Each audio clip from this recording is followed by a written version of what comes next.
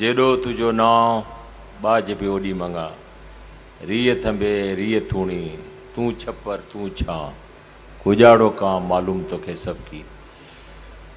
जॾहिं मां film studio जे अंदरि वियुसि छाकाणि त अॼु जीअं ॿुधायो त मां बेसिकली क्रिकेटर हुयुसि त मुंहिंजा साथी क्रिकेटर हुया, उनजा पीउ के डायरेक्टर आहे, के सिनेमा फोटोग्राफर हुया, के एडिटर हुया। त मूं घर वारनि सां ॻाल्हि कई, हुन चयो ठीकु आहे सुठो कमु आहे त सिख भले। ऐं सिखी जॾहिं तयारु थी वियुसि ऐं मुंहिंजी उहा उमिरि थी अदाकारी जी लेवल जे, त साकी साहब मूंखे चवंदो त यार तूं अदाकार छो नथो थिए, तुंहिंजो कदु बुत बॉडी हर शइ आहे। शाहबाज़ दुरानी बि चवंदो। हाणे इहे ॿई अदाकार उहे हुया जेके हॉलीवुड जूं फिल्मूं करे चुका। मुंहिंजे मथां हिकिड़ो ख़ौफ़ इहो तारी हो त हीअ हेॾा वॾा अदाकार जेके हॉलीवुड जा अदाकार आहिनि, हिकिड़ो भावानी जंक्शन में कमु करे चुको हो साकी साहब, ॿियो जिनाह में करे चुको हो।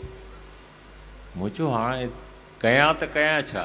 त ठीकु आहे, मूंखे हाणे तव्हां ट्रेन कयो।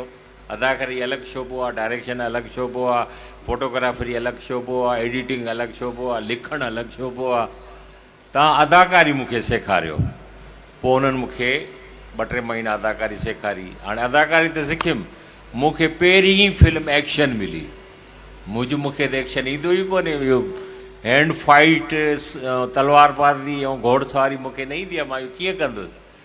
पोइ मां लाहौर वियुसि, 6 महीना मुसलसल मां तलवारबाज़ी, फाइटिंग, तरणु ऐं फुटवर्क जेका थींदी आहे फिल्म जी फाइट जी, उहा सिखियुमि। इहो कार्ड तव्हां वटि कीअं पहुतो मुंहिंजो?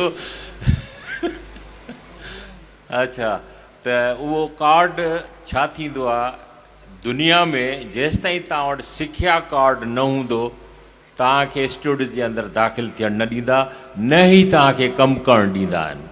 त मूं वटि अलाह जे फज़ल सां उहो कार्ड अॼु बि आहे, पर भाऊ वटि हाणे पहुची वियो आहे, अलाए कीअं पहुची वियो आहे, पोइ या त डुप्लीकेट आहे।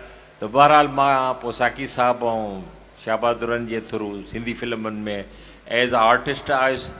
काफ़ी सिंधी फिल्मूं कयूं, पाण खे मंझरायुमि, डायरेक्शन बि कयुमि, एडिटिंग बि कयुमि, फोटोग्राफरी बि कयुमि, लिखियुमि बि। वरी उन खां पोइ नंढी स्क्रीन ते PTV जी तरफ़ आयुसि, उते बि अलाह जे फज़ल सां पंहिंजो पाण खे मंझरायुमि। पहिरियों ई ड्रामो मुंहिंजो ऐं शफ़ीमंद शाह जो हुयो, असां ॿई ऑडिशन ॾियणु आयासीं। शफ़ीमंद शाह ऑडिशन जेको आहे सो न करे ऐं थी हलियो वियो। कुझु अहिड़ा सुवाल आहे, कुझु अहिड़ियूं शयूं हुननि रखियूं जेके हुनखे क़ाबिल क़बूल न हुयूं।